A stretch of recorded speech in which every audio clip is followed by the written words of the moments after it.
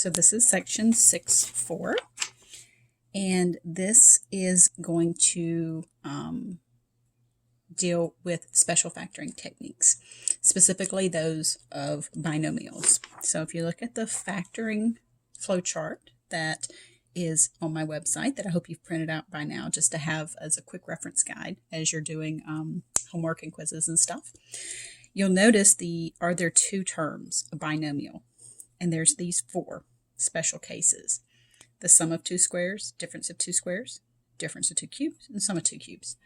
Those special cases are what we're going to cover in this section.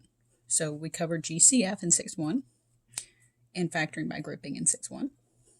And then the trinomials, where A is 1, trial and error, and AC method, that was section 6.2 and 6.3.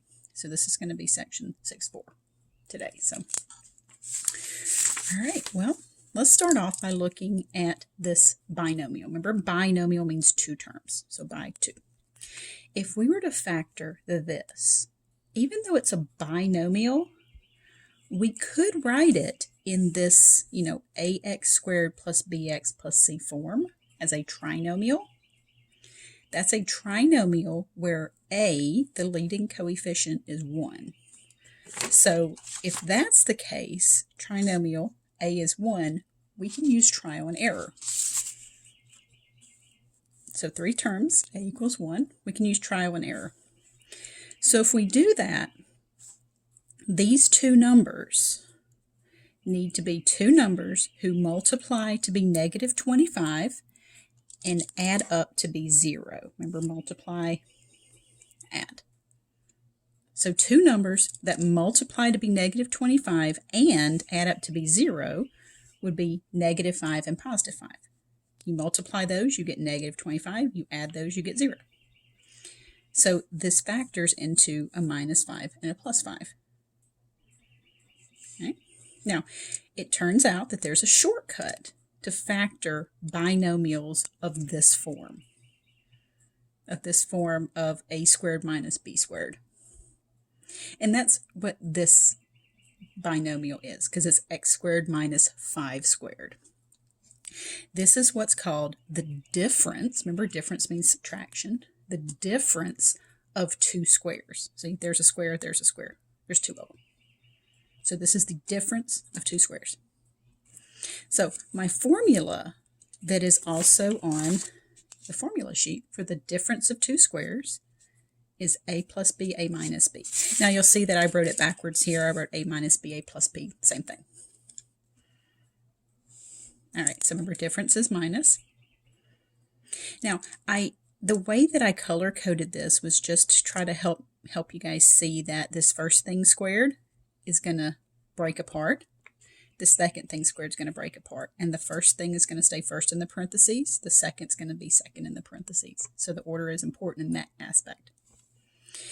So if you look at x squared minus 25, that can be written as the difference of two squares, x squared and 5 squared. So it's important that we rewrite that 25 as a 5 squared. So if we do that, then you can see that my a is x and my b is 5. So this factors with a shortcut of this a minus b, a plus b, into x minus 5, x plus 5. Or you could do x plus 5, x minus 5. And look, that's the same thing we got up here using trial and error.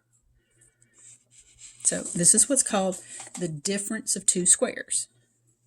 Now this can only be used on a binomial, that's two terms, that has this form of subtraction where you have something squared minus something squared. So that's really important that it has to be in that form. Okay, so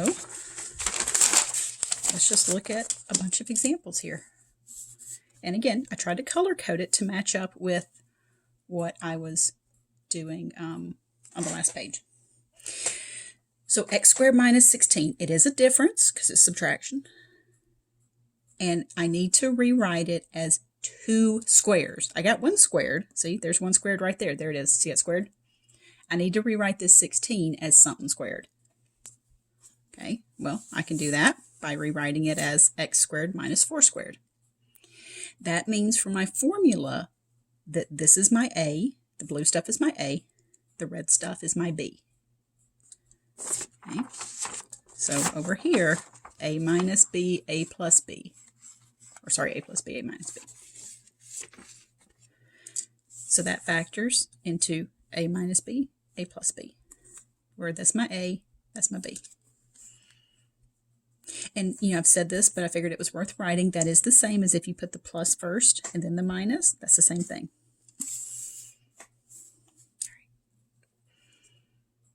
So this is a really quick and easy factoring compared to the AC method that we did in the last section. This is really quick and easy. You just have to recognize it when it shows up. Okay, so again, we have the difference, the subtraction. We need to write this as 2 squares. See, there's only 1 squared. See that squared right there? I need this 169 to be written as something squared. So you can use your calculator if you don't recognize 169. But it breaks up into 13 squared. So my A is x, my B is 13. So it's going to factor into x minus 13, x plus 13. Now, just like always, when you factor these, you can check your answers by distributing or FOIL. So you can multiply that out. You'll get x squared.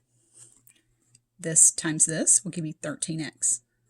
This will give you negative 13x. And this will give you negative 169. So these being the same except for the sign difference is what causes that outer product and the inner product to zero off when you combine those like terms. So when you FOIL this out and you get all 4 terms, this 13x and this negative 13x is going to be 0. So that's how your x term is going to go away, and you're going to be left with just 2 terms. But yeah, you should always multiply that out to check your answers. And remember, individually, these are factors. So if I asked you, for a factor of this, it could be either one of these. Okay. This might be a good opportunity to pause and see if you can do this one. This one's very much like the other ones, but the order is different for my A and my B. So you should pause it and see if you can do this one on your own. Okay, so we got the difference. I see 1 squared. So see that squared right there? It's the difference of 2 squares. There's only 1 squared right here. I need this to be a squared. So 100 is the same as what number squared? I'm going to assume you said 10. So that's going to be 10 squared minus x squared. Difference of 2 squares. See, there's a squared, there's a squared. 1, 2, 2 squares. This factors into a minus b, a plus b. In this case, my a is 10 and my b is x. This is important. You don't want to put the x first. Remember, whatever's first here is first in your parentheses. Whatever's second is second in your parentheses. So we get 10 minus x, 10 plus x. If you wrote the plus first, it's okay. If you wrote 10 plus x, 10 minus x, same thing. Okay. These get a little trickier now. When you get to part D down here, it gets a little trickier. Because that 4 and that y squared together need to be written as one quantity squared. Right? So rewriting this as something all squared minus something all squared, we get this. 2y all squared minus 1 squared. So see how I lumped that 4 into the squared so that I have something squared minus something squared. We can't just ignore that 4 out here. It is part of the 2 squares. So that means my a is 2y and my b is 1. Okay. So that factors into a minus b, a plus b. So you can see that this factorization part, that's the easy part, right? Because that's just using that formula that's over here. It's making sure that you get this part, this middle part, correctly written. That's difficult. And sometimes it's not. Sometimes it's super easy, like this one, But this one's a little trickier. So now that I did this one, let's see if you can do that one, because these are very similar. See how I've got that 4 that was rewritten as 2y all squared? Same thing's going to happen with this y. So you should pause it and see if you can work ahead. And hey, if you're feeling frisky, go ahead, see if you can do both of these, without me. Okay, so very similar to this one. I'm going to rewrite this 9 as a 3 squared and lump it in with that y. So I got x squared, and then I've got 3y all squared. That way I get the difference of something squared minus something squared. All right, so a minus b, a plus b. Zoop. Easy peasy, lemon squeezy. This last one down here is going to combine the stuff we did in D and E. So you can see that I've got that 49 and that 25 in here. So I get 49a squared is the same as 7a all squared. And then 25b squared is 5b all squared. So that's my a, that's my b. Now I'm saying that is a and b in my formula. That is this minus this times this plus this. Oop. All right, again, I tried to color code that for you so that you could follow what I'm doing each time. All right, let's flip this over here. So that was the difference of 2 squares. So let's look at the sum of 2 squares. Remember, sum means add. So the sum of 2 squares. If you are going to factor this, a common mistake is that people say, okay, well, the x squared minus 25 split up into x minus 5x plus 5. So this must be x plus 5x plus 5. That's a very common mistake. But look what happens when we FOIL this out. Look what we get. We get x squared plus 5x plus 5x plus 25. Look, those terms don't zero off. That gives me x squared plus 10x plus 25. That's not the same thing as this. So this is not the factorization of x squared plus 25.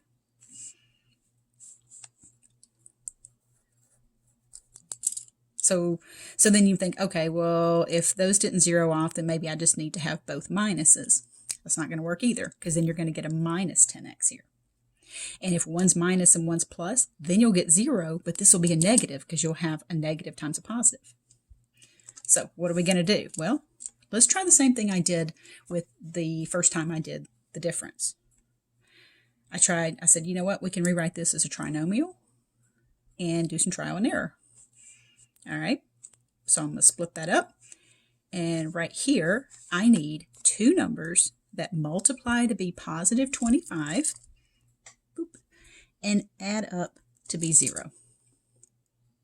So what 2 numbers will multiply to be 25 and add up to be 0? All right, so here's all my choices for things to multiply to be 25. I can have 1 and 25. I could have -1, -25, 5 and 5, or -5, -5. That's the only choices of pairs that will multiply to be positive 25. But look, none of these add up to be 0. Boop, does not factor. I don't know why I keep booping you guys. I don't know. The sum of 2 squares does not factor.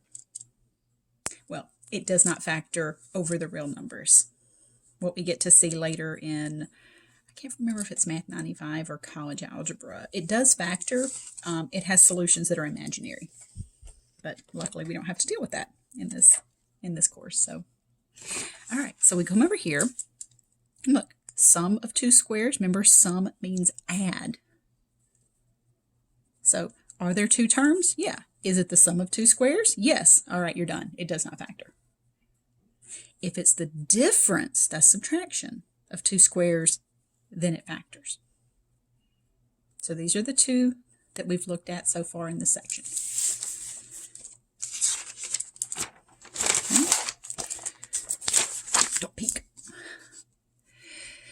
So x squared plus 16. Is that the sum of two squares? Yes, it absolutely is. It's a squared plus another squared. 16 is the same as 4 squared. And that is a sum. So how do you know it's a sum? Because that's a plus sign right there. So does not factor.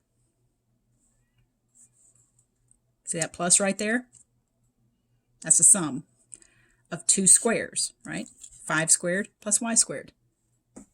Sum, two squares, right? There's a squared, there's a squared. Does not factor. It looks like these are going to be super easy, right? It's like, oh, they're all going to be does not factor. This one looks like it's going to be the sum of two squares. So you're like, oh, it doesn't factor. Oh, but wait. Remember my handy dandy flow chart here? Remember this? You always want to start at the top here. Is there a greatest common factor? If so, you need to take that out first before you get down to this other stuff. So don't just start with the difference. Okay? This one has a greatest common factor. The greatest common factor is 25. Look at that. So I can take out that 25 from these two terms, and I get 4x squared plus y squared. Now, I haven't mentioned the GCF prior to this because it hasn't been an issue. I will do some more that have a GCF to them. I'm just kind of trying to, ease you into everything instead of just throwing it all at you at once. So this does have a GCF, so I took out the GCF. So it did factor a little bit. Now look at what I have left. I've got a 4x squared plus y squared. No more. There's no other GCF here.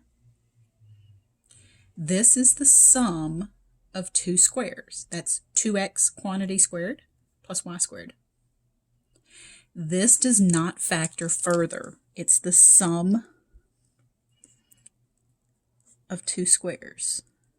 So you want to be careful. You don't want to jump straight to it and say, oh, that's the sum of two squares, doesn't factor. If there's a greatest common factor, you want to work on that first. Then after you take that out, if there is one, then if what you're left with is a sum, then it doesn't factor any further. All right, 81m squared, and I was going to do something a little bit bigger and I changed my mind, plus n squared.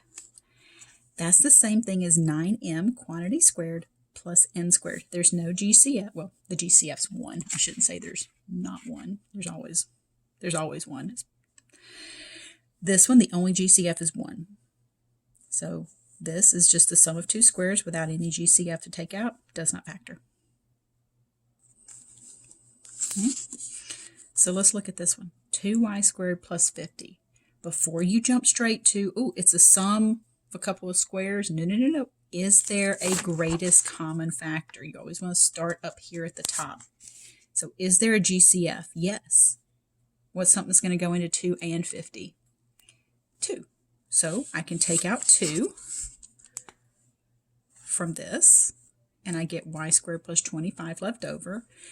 This is the sum of two squares, so it does not factor any further. This is the factorization.